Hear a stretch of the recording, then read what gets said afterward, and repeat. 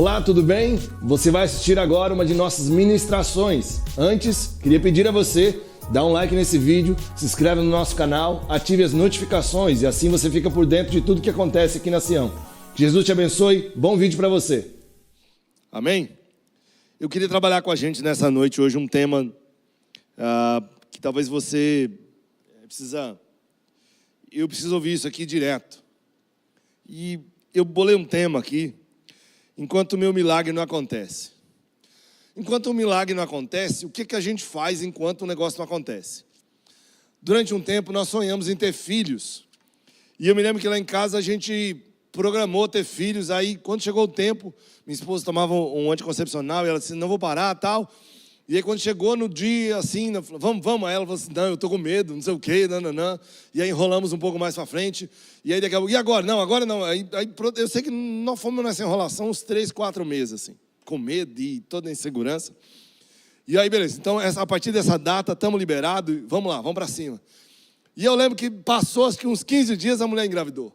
Eu falei, gente do céu, meu Deus do céu, e agora? É aquele desespero, né? É uma alegria com desespero, é uma coisa interessante, assim.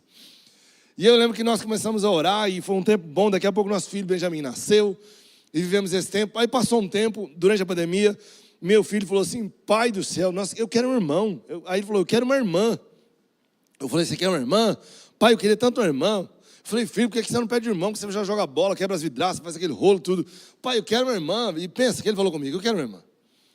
E eu falei com minha esposa, então, vamos mesmo, vamos. Aí, pensa. Irmãos, aí eu falei, pô, se foi com 15 dias na primeira gestação, 30 dias na segunda gestação. Irmão, ficamos um ano. E eu falei, Jesus amado, e nada. E eu me lembro disso que nós passamos o ano novo aqui, dia 31 de dezembro de 2021. Ali, ó, em cima. Eu, minha esposa e o Benjamin no colo. A gente fez a seguinte oração. Senhor, entendemos que nós temos uma bênção, entendemos que temos um milagre, nós descansamos no Senhor, vamos descansar no Senhor. Tá bom, Senhor, nós já temos um milagre que é nosso filho. Entendemos de Deus que não vamos ter o segundo filho. Passou 15 dias, a mulher engravidou. Eu falei, Jesus amado, era só entregar. Descansar no Senhor. Ali o Senhor começou a falar um monte de coisa. E eu queria pensar conosco em algumas coisas nesse tempo da espera, nesse tempo que a gente não sabe muito o que fazer, enquanto o nosso milagre não acontece, enquanto o nosso pedido diante de Deus não acontece, enquanto as coisas não rompem, enquanto as coisas não acontecem, enquanto a promoção não chega.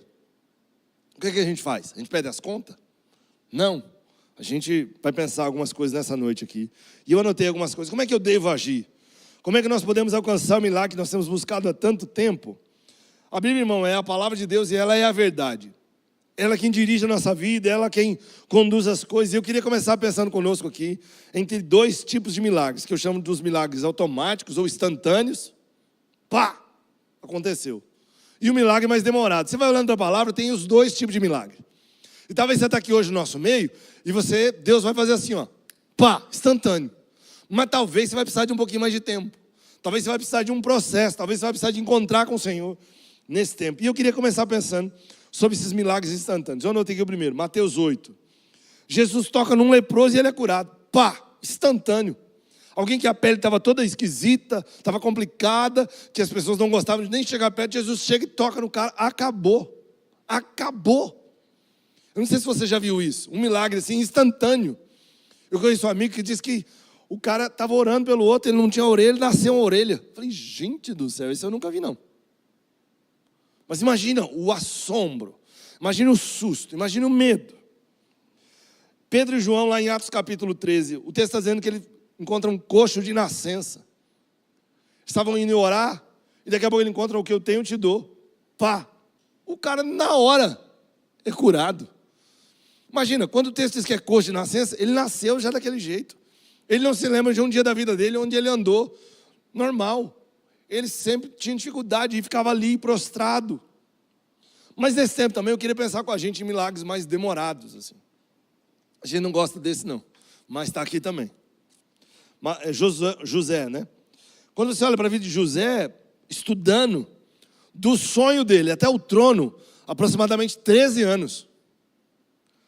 Imagina então, ele sonha que as espigas iam se dobrar, o sol e a lua, que simbolizavam o pai e a mãe, se dobravam para ele, de repente, ele vai cair num fosso, vai ser vendido, a vida dele vira um inferno, literalmente. Ele vai parar na prisão, daqui a pouco ele vai parar no palácio, daqui a pouco ele vai ser auxiliar do faraó.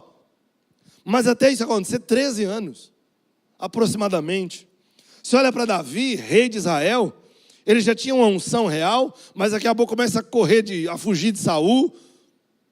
Entre 15 e 18 anos, com a unção real até chegar ao trono. Pensa num tempo difícil. Mateus capítulo 9 fala sobre a mulher do fluxo de sangue, 12 anos. Ela se dizia, somente se eu tocar nele eu vou ser curada. Ela buscava sua cura, ela gastou todo o dinheiro com o médico, até que um dia, depois de 12 anos, ela toca em Jesus. Instantaneamente ela foi curada, mas ela precisou passar por esse tempo. Imagina, todo o dinheiro, todo o recurso, todo o rendimento que entrava, ela teve que depositar ali e não havia. Não, procura aquele. É igual hoje, você tem um problema, você fala assim, cara, eu estou com uma dor na unha do pé esquerdo, o mindinho. Rapaz, tem um cara, aí você vai no cara, não é o cara. Aí você pergunta para o outro, vai no outro cara, vai na outra. E aí você fica correndo atrás de médico e não resolve. Eu olhei outro aqui, João capítulo 5, o homem no tanque de Betesda. O texto diz que ele ficou 38 anos ali. E eu não sei quando é que você ficou com um problema, 38 anos. Irmão, se eu ficar 2 dias, eu já fico doido. Imagina, um mal-estar, você fica já com uma dor de cabeça, já fica incomodado. Agora 38 anos com uma enfermidade. Pensa, é um tempo demais. Eu tenho 41 de idade. Rapaz, é muita coisa. É muito tempo com um problema. Mas a Bíblia nos apresenta esses vários tipos de milagre. E alguém que entendia disso era Davi. O Salmo 27,14 diz assim, espera no Senhor, anima-te e Ele fortalecerá o teu coração. Espera, pois, no Senhor. Segue para frente, Salmo 33,20 diz assim, a nossa alma espera no Senhor, Ele é o nosso auxílio, o nosso escudo. Salmo 37,34 diz assim, espera no Senhor, guarde o seu caminho e te exaltará para herdares a terra. Tu o verás quando os ímpios forem desarraigados. Davi é alguém que escrevia muito sobre isso, porque ele conhecia sobre esse assunto do tempo. E eu queria que a gente lesse lá Salmo de número 40, verso 1. Diz assim, esperei com paciência no Senhor. Ele se inclinou para mim e ouviu o meu clamor. Enquanto o nosso milagre não acontece, o que é que a gente faz? Eu anotei, como é que eu faço isso? Como é que eu vou conseguir vencer essa batalha? Como é que eu vou passar por essa dificuldade? Como é que eu não sei esperar? Como é que eu espero? Como é que eu vou passar esse tempo sem murmurar? Porque a murmuração parece que nasceu aqui. Como é que eu vou viver? Como eu vou continuar? Como eu vou seguir? Como? E aí eu queria pensar conosco aqui 3 coisas para a gente pensar nesse tempo enquanto o nosso milagre não acontece. A primeira coisa que eu anotei aqui é isso aí. Eu continuo crendo que ele vai chegar. Irmãos, não adianta nada se você não crê que aquilo vai chegar. Eu creio que algumas coisas vão chegar sobre a minha vida, sobre a nossa vida como igreja, sobre a nossa vida como comunidade, sobre a sua vida. Mas eu me lembrei do Salmo 23, diz assim, que certamente a bondade e a misericórdia me seguirão todos os dias. Infelizmente, nesse tempo de espera, muitos de nós não sabemos como agir, a gente não sabe muito o que fazer, a gente se desespera. O milagre estava a 2 dias da gente, mas a gente desesperou e ele afastou da gente. O problema nesse tempo de espera é que nós temos um adversário, que é Satanás. E nesse tempo de espera, Satanás ele se levanta para lançar dúvida. Eu não sei se você sabe, mas tudo que Satanás disser sobre você, ele é mentiroso. O texto sagrado diz que ele é o pai da mentira. Então tudo que sai da boca dele é mentira. Então por que você vai ouvir alguém que está mentindo? Ele sempre é mentiroso. Ele nunca vai dizer a verdade. E se a fé é o combustível que nos move, nos faz crer em algo de bom da parte de Deus que vai acontecer, por que a gente não alimenta essa fé crendo desse jeito? Crendo que o nosso milagre vai chegar. A provisão, o cuidado. Hebreus 11, 6 diz assim, ora, sem fé é impossível agradar a Deus, porque é necessário que aquele que se aproxima de Deus creia que Ele existe e que Ele é galardoador dos que o buscam. O problema é que, infelizmente, nós vamos perdendo a fé. Nós vamos deixando de crer, nós vamos deixando de meditar na palavra, as histórias que vão nos conduzindo, que Deus vai nos ensinando, nos orientando, a gente vai começando a duvidar, vai começando a ter um pensamento pessimista. E aí nós vamos nos distanciando daquilo que Deus tem preparado para nós, tem organizado para a nossa vida. Que o meu milagre, ou aquilo que eu tenho clamado, irá acontecer. Nós vamos de fato perdendo a fé. Mas é ela quem nos faz continuar crendo, acreditando. É a fé, irmão. Eu sei que tem horas, momentos da vida que a nossa fé balança. A gente fica tentado, a nossa fé ela é forçada. A de fato permanecemos e cremos. Deus treina o nosso coração, Deus trata o nosso coração. Deus sonda o nosso coração mediante as situações da vida. As circunstâncias vão nos fazendo desistir, desanimar. Vai esgotando, você vai se sentindo incapaz. Você vai, já deu. Já notou? Todas as vezes que a gente diz para o Senhor, Senhor, já deu, acabou. A gente aguenta ainda mais uns 20 quilômetros. Toda vez, irmão, quando a gente está dizendo, eu não aguento mais. Se a gente for cuidadoso e carinhoso, assim, apertar um cadinho, a gente aguenta mais um tempo. Mas nós somos dramáticos. E aí, a gente vai viver na vida desse jeito, achando que Deus vai olhar para nós. Deus conhece aqui dentro da carcaça. Foi Ele que fez. Tem o manual do fabricante, Ele sabe do que Ele fez você. E é interessante a gente pensar na vida e imaginar isso. Como é que a gente vai viver desse jeito? Como é que a gente vai viver assim? Se no processo da espera você vai ficar incrédulo ou não crer, aí vai começar a faltar a sua fé. E o seu milagre pode ser anulado ou abortado, ele pode deixar de existir. Eu me lembrei de Mateus 3,58, está dizendo assim, Jesus não fez ali muitas maravilhas por causa da incredulidade deles. O texto está dizendo que Jesus não curou mais gente, não expulsou mais demônios, não fez mais milagres por causa da incredulidade do povo. O povo não creu. Ele falou assim, por que eu vou ficar fazendo as coisas aqui? Esse povo não crê. Para eles está bom, para eles está tudo bem. Para que eu vou ficar aqui? Tem momento da nossa vida que Deus vai ver se a gente está com essa incredulidade, se a gente está começando a duvidar, a titubear, a pensar, não. Muitos milagres não acontecem por causa da incredulidade do povo. E quando eu digo povo, é a gente. Nós somos o povo de Deus. Nós somos pessoas que amamos e seguimos o Senhor. A incredulidade ela tem que ser amarrada e jogada para fora da nossa vida. A gente tem que crer. Eu não sei você, mas se você ler a palavra de Deus, a Bíblia Sagrada, e você não crê no que está escrito aqui, para você talvez seja só um livro de história, um livro filosófico, sei lá. Mas quando você lê esse livro aqui, crendo que é a palavra de Deus, e ela te dá direção para a vida, irmão, sua vida fica diferente. Sua vida fica de outro jeito, outra perspectiva. Se no processo de espera você perde a fé, o seu milagre pode nunca acontecer. Me deixa alertar você nessa noite aqui. A incredulidade, ela entra pelo mesmo lugar que entra a fé, que é pelo ouvido. Romanos 10,17 diz assim, que de sorte que a fé vem pelo ouvir, e o ouvir pela palavra de Deus.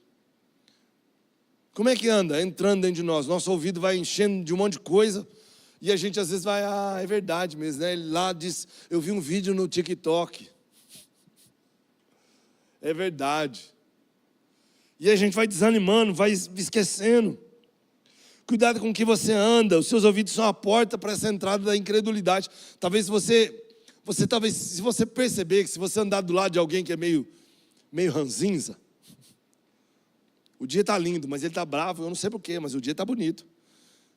Se você não perceber, daqui a pouco você está, é mesmo, né? Por que está esse sol? Por que está azul o céu? Justo hoje tinha que estar azul. A gente vai ficando parecido com as pessoas, aí a gente precisa entender isso. E eu queria pegar um gancho e perguntar isso para você. Quem é que você tem escutado? Você tem escutado o Deus falar com você, dirigir seu coração, conduzir sua vida, orientar você, sustentar você, ou você tem ouvido às vezes as dificuldades da vida? Dependendo se você ouviu rádio, a televisão, os noticiários, o país está ruim. Mas, meu irmão, quando é que teve bom? Sinceramente, sempre teve problema. A gente parece que nasceu igual Rambo. Sempre tem um negócio para resolver, um pepino, um problema, uma instabilidade. A gente precisa aprender a viver a vida desse jeito. Você não consegue ver seu milagre, você não consegue ver acontecendo. O que você ora tanto parece que não acontece. Eu costumo brincar que a gente tem hora que parece o crente guarda-chuva. Você está orando, tem uma pessoa na frente, uma do lado, atrás do outro. Você ora, aí bate no guarda-chuva aqui assim, espirra na da frente. Espirra na do lado. Espirra do outro lado. Espirra atrás, mas não cai no C. Deixa eu dizer para você, fecha esse guarda-chuva em nome de Jesus. Deixa Deus derramar sobre você. O milagre está perto, ele está próximo. Mas a gente, às vezes, está doido para desistir. A palavra para você nessa noite é isso. Ei, tenta um pouco mais. Insista um pouco mais. Creia que ele vai chegar em breve. Mas continue crendo que ele vai chegar. Porque se for de Deus, irmão, vai chegar. Passarão os céus e a terra. Mas a palavra do Senhor não vai passar. E se for de Deus, vai permanecer. Agora, se não for de Deus, irmão, se for um laço, um embaraço, irmão, fica tranquilo. Deus vai tirar. Vai arrancar. Porque Deus não veio para fazer as nossas vontades. Deus veio para cumprir a dele. E a dele é boa, perfeita e agradável. Mas tem hora que a gente quer que faça o meu jeito. E aí o Senhor vai dar uma, sabe assim, apertada, uma beliscada na gente, para ver se a gente fica ligeiro. A segunda coisa que eu queria pensar conosco nessa noite aqui é simples. Se eu oro para que o milagre aconteça e o milagre ainda não chegou, eu continuo me preparando para esperar a sua chegada. Como é que você anda se preparando para o seu milagre? Como é que a gente diz que ora por um milagre, mas a gente não espera o milagre, ou a gente... Porque se você está dizendo que está orando por um milagre, então você está esperando que aquele milagre vai chegar. Mas como é que você está se preparando para aquele milagre? Eu me lembro quando nós descobrimos que ia ser pai. Primeira coisa que eu fui ver, como é que funciona uma criança. Fui conhecer com quem tinha filho recém-nascido. Como é que troca a fralda? Faz muito cocô? Meu Deus. Chora. Chora por quê? Chora por tudo. Porque ele não sabe falar. A gente vai aprendendo, a gente precisa se preparar. O preparo é a maior prova que você está esperando o seu milagre chegar. Eu anotei aqui para não esquecer, para não passar desapercebido. Talvez, vou usar aqui o tempo. Você quer ser médico, mas nunca estuda. Não, eu vou passar no vestibular. Vou passar na UEM aqui. 300 por 1. Vai passar. Você vai passar na sala, que você vai fazer a prova. Mas agora você vai ser aprovado é outra coisa. A gente não se prepara. Quando você está tentando medicina, então vai tentar conhecer um médico. A especialidade, o que faz. Engenharia, arquitetura. Um advogado. Qual área atua, como é que funciona, como é. Visita um escritório de arquitetura, por exemplo. Conversa com um profissional. Se a gente está se preparando para chegar a esse milagre, estamos lutando por ele, a gente precisa se debruçar em livros e cadernos e conhecer, estudar, entender. Eu não lembro disso. Eu atendi tanta gente já. Eu quero passar no vestibular. Você estuda depois das aulas? Não, eu vou no cursinho e depois eu não estudo mais. Irmão, eu não vou ser profeta na sua vida, não, mas eu vou dizer para você, a chance é mínima. É só milagre mesmo. E nessa hora, se você está dizendo, está se preparando para o seu milagre, você precisa de algo a mais. Você precisa de tentar algo a mais, você precisa fazer a sua parte. Deus vai fazer a dele, Deus nunca vai ficar devendo para a gente. Só que se a gente não fizer a nossa parte,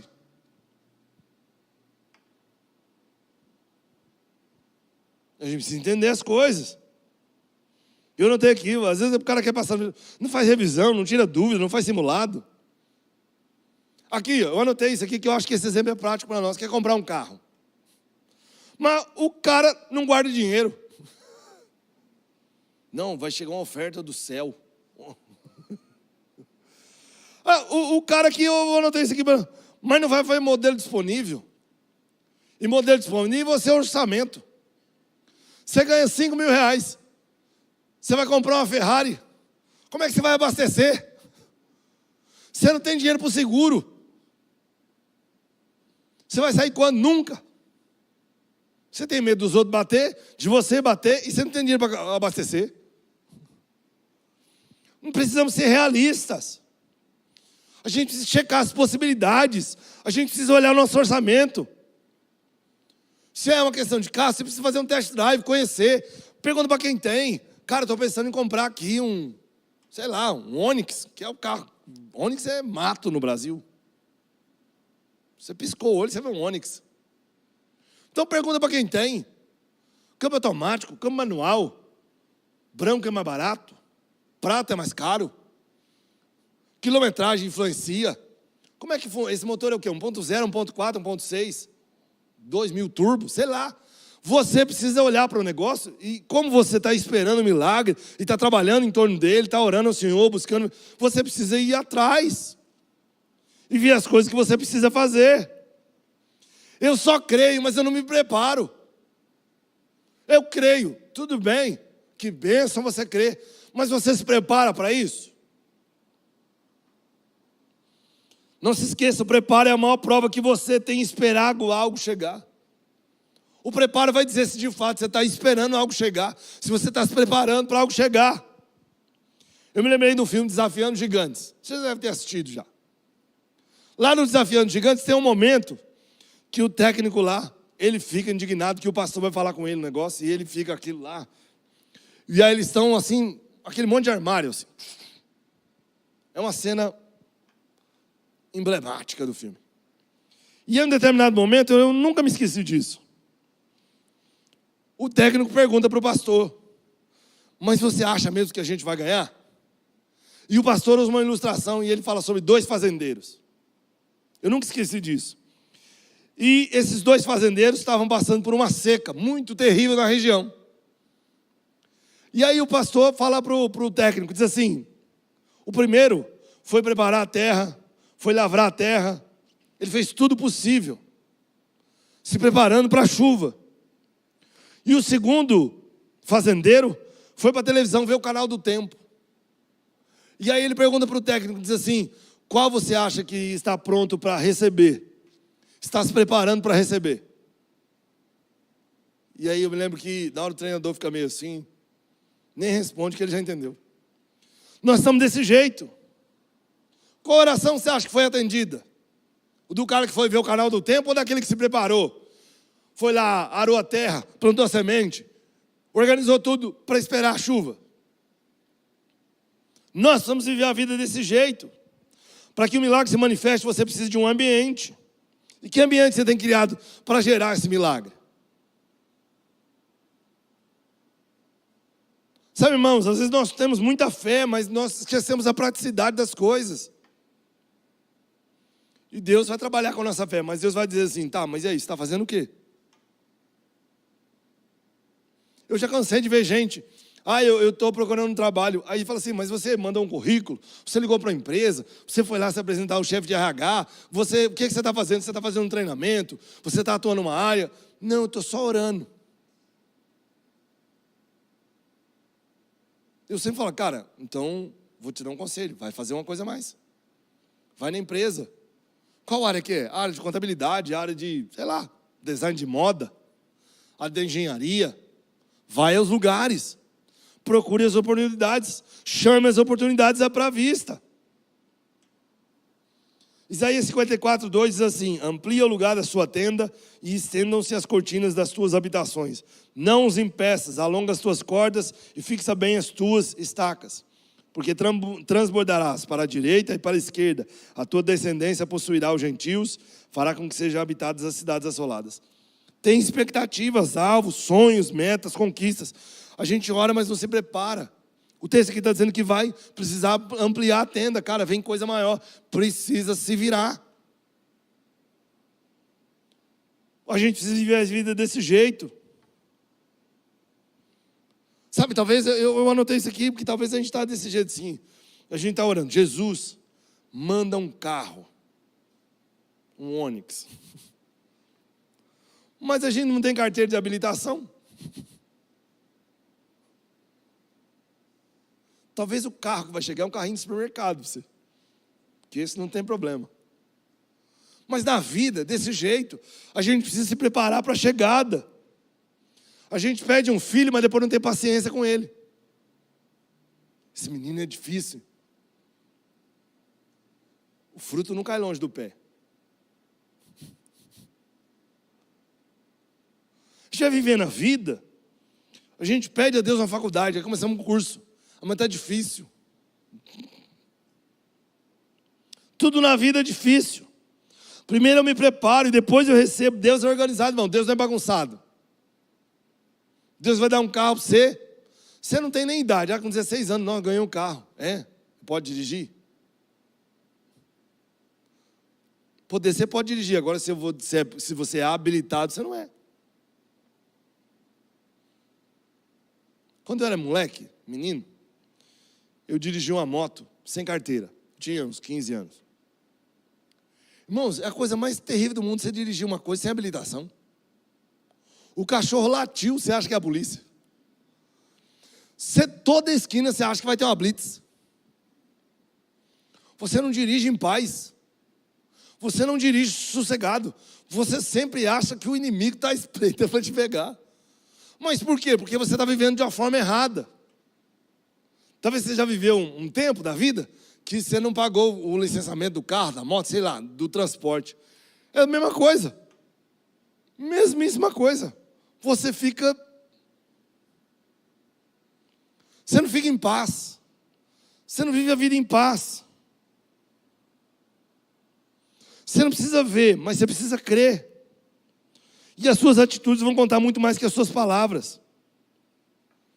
Sabe, irmãos, eu pedia sempre para Deus para pregar. Eu já fui em alguns lugares dessa nação já. Aí eu não tenho muito jeitão de pregador. O pastor Josmar aqui, eu falei assim, Jesus, mano. Ele não é profundo, ele já passou do profundo. Ele já está na profundidade, sei lá qual a metragem para baixo. A gente conversa do texto, entendendo os textos. Meu Deus. Mas eu olho para a vida e falo, cara, eu sempre quis pregar. Fui aprendendo o texto, fui entendendo os contextos, fui entendendo as épocas. Quem que escreveu? Quem era Davi? Quem era o pai de Davi? O filho? Que rolo que ele fez? E aí você vai conhecendo a palavra de Deus e todos os dias você vai lendo, se alimentando dela e ela vai aprofundando dentro de você. Eu lembro que no começo você fala assim, abra lá em Hebreus. Eu ia lá no Antigo Testamento, falei assim, Hebreus. Hebreus está no Novo. No começo da caminhada com o Senhor, abria lá em Sofonias. Meu Deus do céu. Recém-convertido, eu achava que Sofonias era alguém que tinha uma sanfona. Não sabia nada, irmão. Nada. Mas a gente vai se aproximando do Senhor, vai conhecendo, vai aprendendo. Deus vai tendo misericórdia da gente, a gente vai estudando, conhecendo. A gente precisa viver desse jeito. E a terceira e última coisa que eu anotei aqui para a gente pensar. Eu continuo adorando a Deus com intensidade. Sabe qual é o nosso problema? Nós só adoramos a Deus quando as coisas vão bem. Nós só adoramos a Deus quando nós não temos problema. Nós só adoramos a Deus quando o dinheiro está na conta, a conta não está no vermelho porque entrou no limite, tem um saldo positivo, a gente consegue gerenciar esse saldo aqui para pensar nas férias. A gente vai olhando para a vida. Ou talvez a gente está assim, eu não estou sentindo nada, então não vou adorar. A adoração é uma coisa normal, corrente, coloquial, comum da nossa vida. Não está dizendo na Bíblia que você precisa sentir para adorar. Não, eu senti que agora, 9h07 é a hora de adorar. Não, irmãos. E a adoração é nossa vida, nossa boca, nossos atos. O Salmo 156 diz assim, tudo quanto tem fôlego, louve ao Senhor. Louvai ao Senhor. O texto de Jeremias está dizendo assim, enganoso é o coração, mais do que todas as coisas, e perverso, quem o conhecerá? As nossas decisões não podem ficar pautadas nisso, irmão. Mas eu não sei, eu não estou sentindo de Deus, tem que adorar. Abra sua boca, irmão. Dá um glória a Deus. Será que a gente pode fazer isso assim? Glória a Deus. Só os que estão acordados. Vamos lá, 1, 2, 3. Glória a Deus. Estamos vivendo a vida. E quando a gente glorifica a Deus, naturalmente. Você já fez isso? Está andando, dirigindo o carro, andando sozinho. Você já fez isso? Dá um glória a Deus. Cara, as pessoas vão olhar para você na hora e falar assim, esse ó, meio pneu. Dá um glória a Deus e agradece ao Senhor, obrigado. Obrigado pela vida. Obrigado pelo meu filho. Obrigado pela minha casa, minha esposa. Senhor, obrigado pelo meu marido. Meu marido, mas é meu marido, Senhor, obrigado. Foi o Senhor que me deu. Entendeu? A gente vai glorificando a Deus. Senhor, obrigado pela vida, pela saúde. Obrigado por ter ar-condicionado nesse lugar que, Senhor, estava quente para chuchu. A gente vai dando glória a Deus nas coisas normais da vida, as coisas comuns. A ideia do ordinário é aquilo que tem ordem, é comum, é do dia a dia. A gente vai vivendo assim. O texto de Atos capítulo 16 está dizendo assim: Paulo e Silas, perto da meia-noite, Paulo e Silas oravam e cantavam hinos a Deus. E os outros presos escutavam. Os caras estavam presos cantando. Nós que estamos livres, nós não estamos cantando. Os caras estavam presos. Mas eles não estavam presos, eles estavam ali fisicamente, mas o corpo deles, a ideia, o coração estava longe. Não... Precisamos viver a vida desse jeito. Adorar Jesus no meio da dor, do sofrimento, da alegria, da bênção. Toda vez que você estiver no meio da luta, Deus vai mandar um terremoto, irmão. Vai dar uma chacoalhada na gente para ver como é que a gente vai fazer. Quando meu filho nasceu, Benjamin, com 4 dias de nascido, ele teve uma hipoglicemia. Ela alterou e veio para um nível chamado 25. É morte. Você traduzindo aqui. E aí eu vi alguns pediatras na época, não vai andar, não vai falar, não vai conversar, tem todo tipo de tragédia. Passamos com ele ali 4 dias, 5 dias internado. A cada 2 horas o enfermeiro entrava pela sala, furava o pezinho dele, media a glicemia, e ela alterava, não organizava, não normalizava, não fazia nada. E o ideal para um recém-nascido é 70, ela veio 25. E eu me lembro que naquele tempo ali, assim, e ao longo da vida eu sempre fiz isso, eu cantava as madrugadas com ele. Eu tenho uns vídeos até hoje, sentava com ele ali, ele com a mãozinha furada, uma mãozinha pequenininha, furada, recebendo soro, medicação. E a gente cantava junto. Se você vê o Benjamin hoje, você assusta. Graúdo, menino. Está tomando whey. A gente precisa entender que toda vez que a gente viver a vida, a gente talvez está cheio de problema, nós ficamos com um monte de coisa. Ele é o único que pode mudar a nossa vida, a nossa história, irmão. Então por que a gente não vai adorar Ele? Eu fiquei pensando que música Paulo e Silas cantavam na prisão. Qual era o hino? Que música que era? Estamos nós aqui. Sei lá. Eu fico pensando nisso. A gente vai vivendo a vida, seguindo o Senhor. A presença do Senhor é algo que não pode faltar nos nossos lábios. A expressão que Ele continua sendo bom e Ele continua sendo Deus. A adoração, irmão, tem que ser algo contínuo. Se eu creio que o meu milagre vai chegar, a resposta de Deus vai chegar, enquanto eu estou preparando para aquilo chegar, eu vou adorando o Senhor. Senhor, ó, que bênção. Eu estou orando que o Senhor, aquilo não chegou ainda não. Irmãos, eu me lembro do meu casamento. Nós nos casamos aqui nessa igreja. Nosso pastor fez o casamento. Eu não tinha dinheiro, irmão. A gente tinha dinheiro da aliança. Eu parcelei em 7 vezes sem juros. O que a gente tinha era vontade de casar. E eu me lembro que como Deus fez milagres, nós casamos, tivemos buffet. Nós somos de lua de mel para Natal, Rio Grande do Norte. Irmão, Deus é fantástico. Cheguei em Rio Grande do Norte, Natal. Cheguei num dos hotéis mais top daquela cidade. E aí a moça me recebeu, falou: seu Patrick, tudo bem? Sua esposa, é?